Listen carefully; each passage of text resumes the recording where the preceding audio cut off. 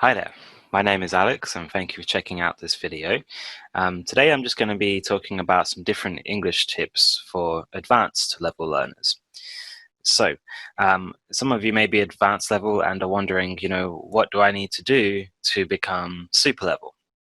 Well, it's not an easy process and to be honest, it does take a little bit of time, but we're going to be talking about some of the different things you can try doing to take yourself to that next level, or just progressing from where you currently are. So first things first, vocabulary. So when I talk to super level students, they all have really good vocabularies, and it's surprising sometimes some of the words they pull out, and all of those kind of things can actually be quite impressive for a teacher. But besides just getting to super level, you want to expand your vocabulary so that talking in English is easier for you. The more words you know, the much more efficient you will become at listening and talking and everything else that involves English. So how can you do this? Well, the most efficient way to expand your vocabulary in any language is to read. Read as much as you can. It helps your mind remember those words and come across those new words in the first place. So I recommend reading some English novels, ones that you will find interesting. And if it's not novels, you can just read any kind of books. You could read like, autobiographies or something like that. But try to go for something that, will definitely interest you, and that will, kill two birds with one stone. It will make everything a little bit easier to do.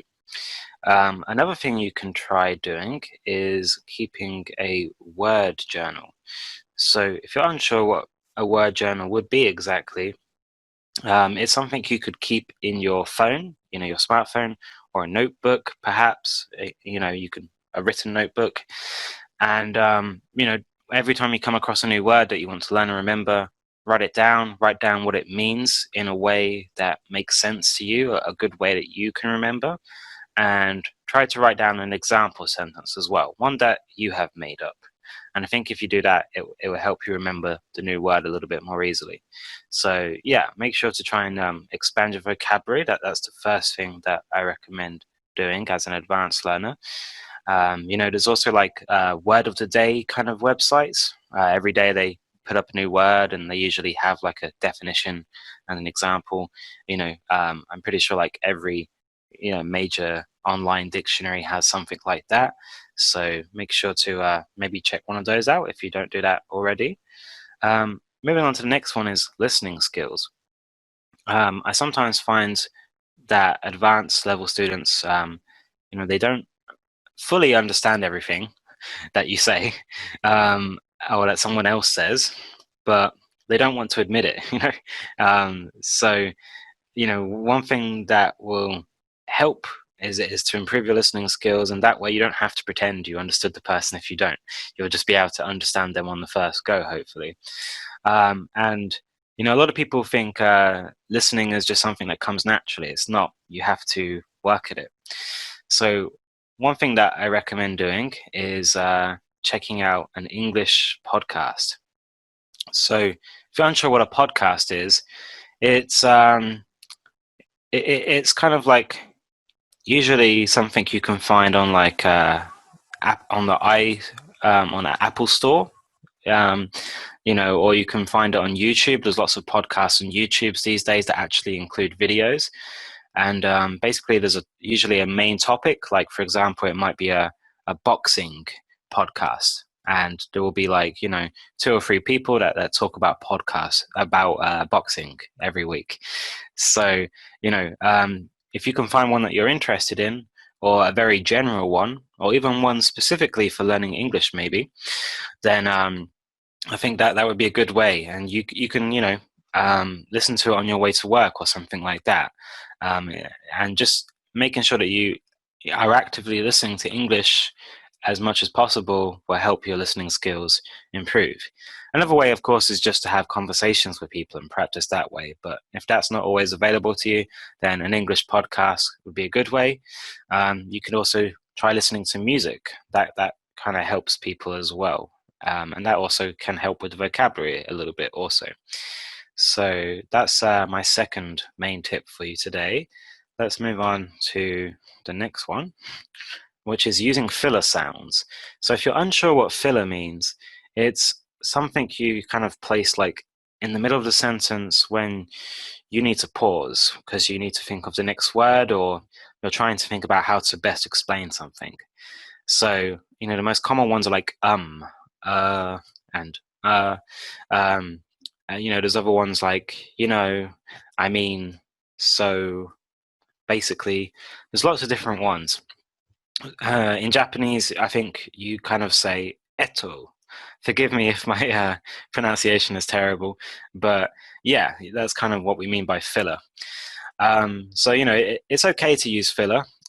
It's preferable if you don't really, but it's kind of natural. Native speakers use filler all the time, so it's just something that you kind of have to do sometimes, I suppose.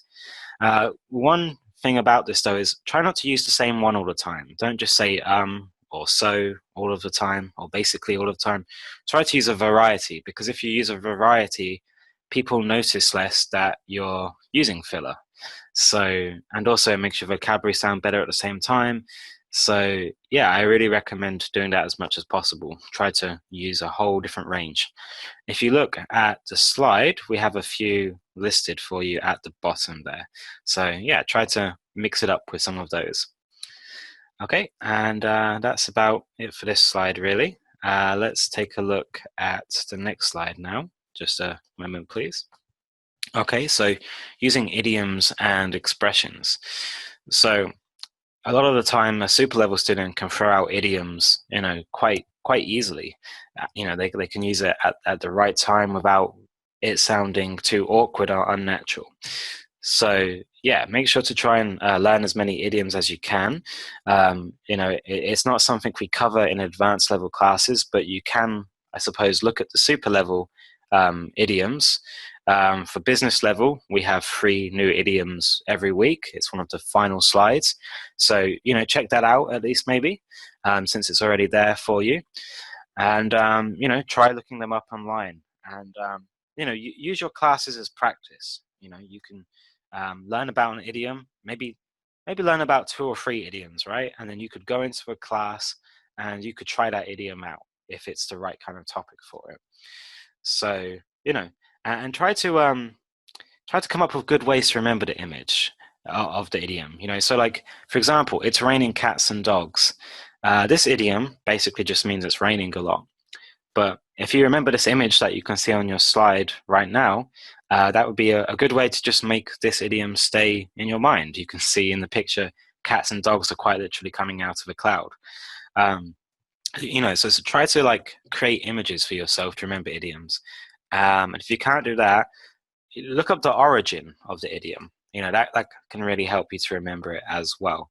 Just knowing where it's from and why people started using it, that can really help also. But yeah, that's the last main tip for this evening.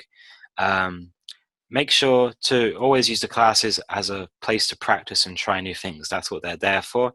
So yeah, please try some of the new words and idioms that you can learn. And, you should see the results. You'll notice teachers being impressed by it. But anyway, that's about it for the video. Thank you for watching. I hope you enjoyed it and I hope it helps. Catch you soon.